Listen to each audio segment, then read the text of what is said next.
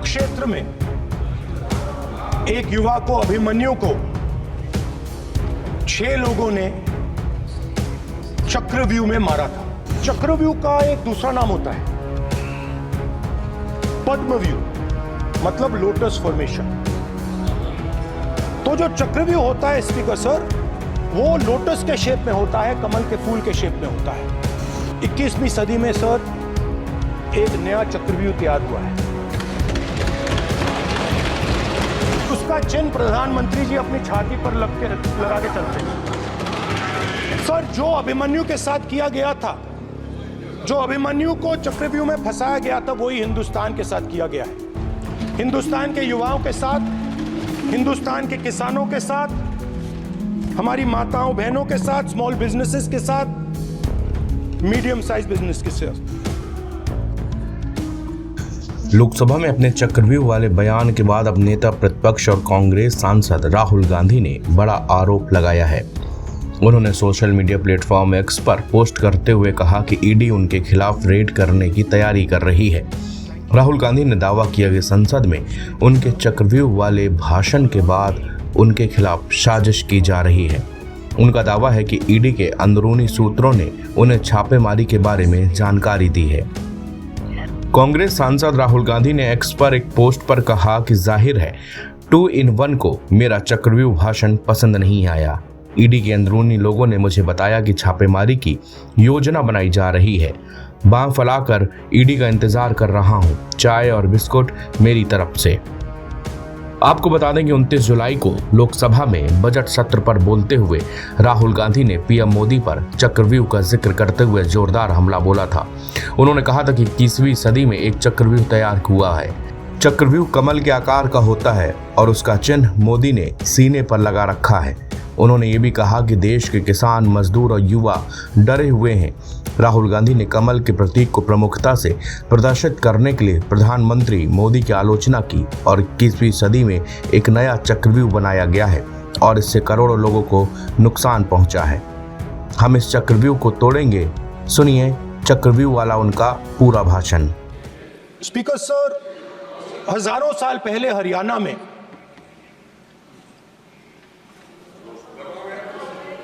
कुरुक्षेत्र में एक युवा को, अभिमन्यु को 6 लोगों ने चक्रव्यूह में मारा था।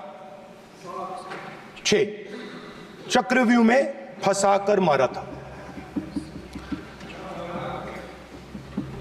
सर, चक्रव्यूह के अंदर डर होता है, हिंसा होती है और अभिमन्यु को चक्रव्यूह में फंसाकर, ट्रैप कर 6 लोगों ने मारा। मैंने चक्रव्यूह के बारे में थोड़ी रिसर्च की और पता लगा कि चक्रव्यूह का एक दूसरा नाम होता है पद्मव्यूह, मतलब लोटस फॉर्मेशन। तो जो चक्रव्यूह होता है स्पीकर सर, वो लोटस के शेप में होता है, कमल के फूल के शेप में होता है। 21वीं सदी में सर एक नया चक्रव्यूह तैयार हुआ है। स्पीकर सर, वो भी लोटस की शेप में है सर, और उसका चिन्ह प्रधानमंत्री जी अपनी छाती पर लगा के चलते हैं। सर, जो अभिमन्यु के साथ किया गया था, जो अभिमन्यु को चक्रव्यूह में फंसाया गया था, वही हिंदुस्तान के साथ किया गया है। हिंदुस्तान के युवाओं के साथ, हिंदुस्तान के किसानों के साथ, हमारी माताओं बहनों के साथ, स्मॉल बिजनेसेस के साथ, मीडियम साइज बिजनेस के साथ। सर, अभिमन्यु को 6 लोगों ने मारा था। उनके नाम द्रोणाचार्य, कर्ण, कृपाचार्य, कृतवर्मा, अश्वत्थामा और शकुनी। सर, आज भी चक्रव्यूह के बीच में 6 लोग हैं। सर, चक्रव्यूह के बिल्कुल सेंटर में, चक्रव्यूह में हजारों लोग होते हैं सर, मगर उसके बिल्कुल सेंटर में 6 लोग कंट्रोल करते हैं। तो जैसे उस टाइम 6 लोग कंट्रोल करते थे, वैसे आज भी 6 लोग कंट्रोल कर रहे हैं। चक्रव्यूह को नरेंद्र मोदी जी, अमित शाह जी, मोहन भगवत जी, अजीत दोवल जी, अंबानी और अदानी जी कंट्रोल कर रहे हैं।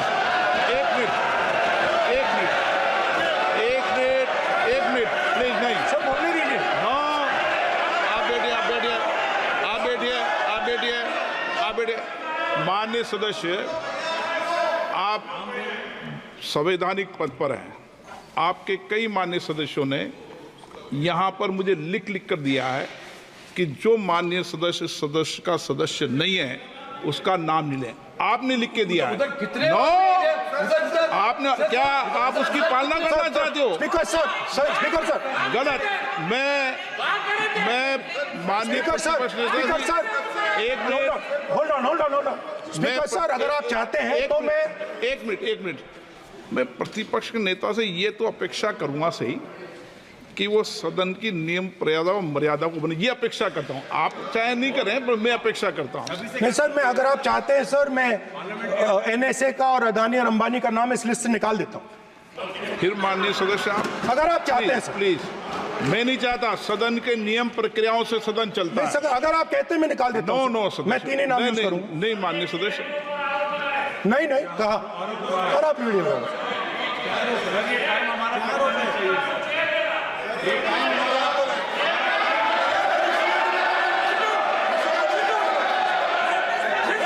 आप मत उठिए सब प्लीज, या आप समझाइए उनको।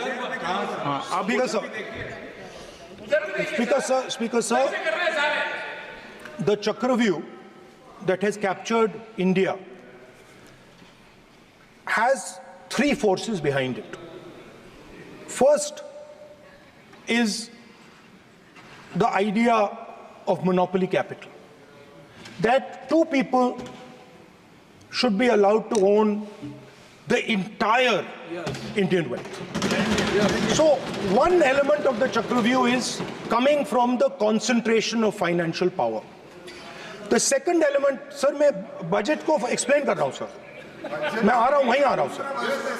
So one element is financial power.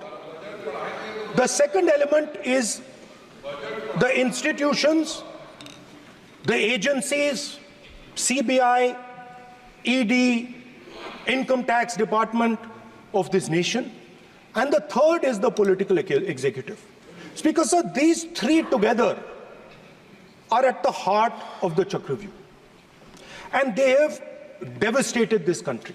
Speaker sir, my expectation was that this budget would weaken the power of this Chakravyuh, that this budget would help the farmers of this country, would help the youth of this country, would help the laborers, the small businesses of this country.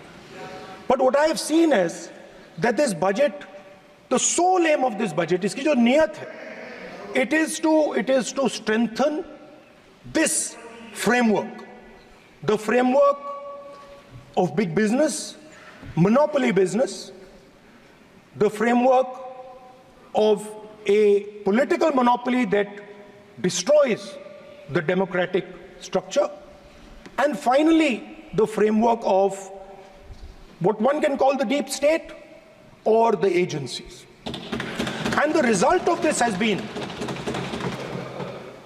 the first पहला काम इस चक्रव्यूह ने क्या किया, जो हिंदुस्तान को रोजगार देते हैं, स्मॉल एंड मीडियम बिजनेसेस हैं, जो करोड़ों युवाओं को रोजगार देते थे, उन पर इस चक्रव्यूह ने आक्रमण किया। कैसे किया? नोटबंदी, जीएसटी और टैक्स टेररिज्म।